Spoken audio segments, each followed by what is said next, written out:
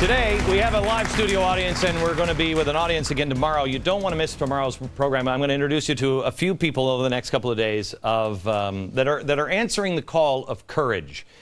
Everyone is familiar with the Defense of Marriage Act, right? And that it passed, and then it was challenged in the court. Well, when we have a challenge, usually the DOJ would step in and defend it. That's what their job is. Well, they didn't want to defend it. President Obama didn't think it was really worth defending, so they just let it go. So a private firm picked the case up. Well, here's where the bullies come in. They start getting hammered with phone calls. This law firm gets hammered with phone calls and pressured. And so all these activists force this law firm to reconsider, and they drop the case. We're trying to teach our kids about bullies in school. And boy, are we teaching them every day, because we let the bullies win every day. Except this case. Paul Clement is a lawyer. Now, I don't know if he's for or against the Gay Marriage Act. I have no idea. I don't care. Neither should you. To me, he's a modern-day John Adams. His law firm was getting all kinds of pressure from special interest groups, and they couldn't handle it. It reminds me of John Adams when he was approached by a British soldier who needed to have some representation. Remember this scene from the HBO film? It's the last thing an accused person should lack in a free country. There we go.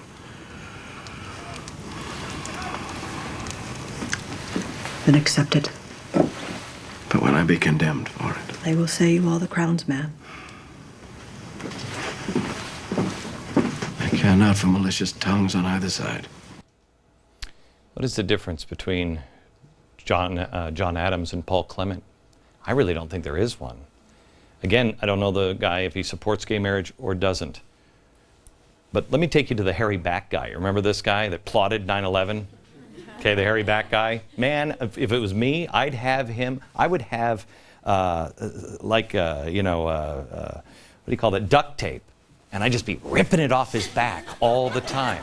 I've made up my mind on him. You don't want me in the jury box against that guy. I've made it. But you are innocent until proven guilty in America. You are entitled to a vigorous defense. Not an immoral one, but a vigorous one. I would not vilify any attorney that was defending the hairy back guy, unless it was Lynn Stewart, who helped convicted terrorists, the guy who bombed the World Trade Center the first time. She was helping him pass notes from prison to his terrorist friends. She's now in prison where she belongs. But if she were an honest attorney and said, I just want to give them a vigorous defense, I have no problem. I applaud you. That is the justice system that we need to let the whole world see. Mr. Obama always says we'd have to let the whole world see how justice works. Well, it doesn't work in America if you bully people.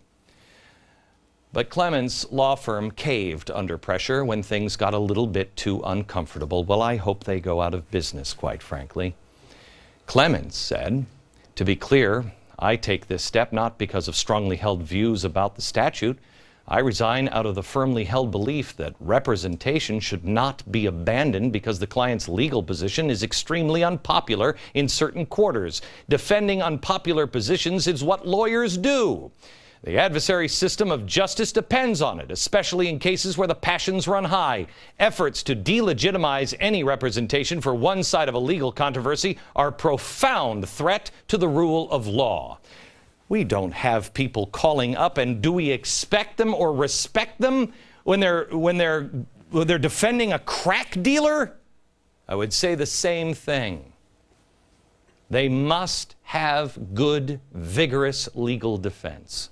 Clement said he will keep working on this case at his new employer, a much smaller law firm that I hope grows 3 sizes that day.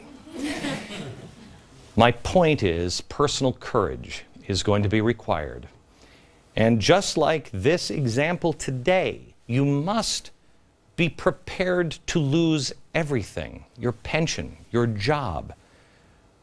So in the end, you don't lose your honor. Because in the end, that is the only thing that counts. In the end, that will be the only thing your children will remember. Was he an honorable man? Was she an honorable woman? It doesn't matter the topic. When the bullies come out, and they will, sometimes that's when a man stands alone. We have a historic opportunity to rise up and support people who are standing alone, even if you disagree with them, because one day you may need them by your side, need someone to stand by you. To me, this is the quintessential American story. Give me liberty or give me death. We can learn so much from history. Abraham Lincoln. Look at Frederick Douglass, being told that the Constitution was a document to enslave people.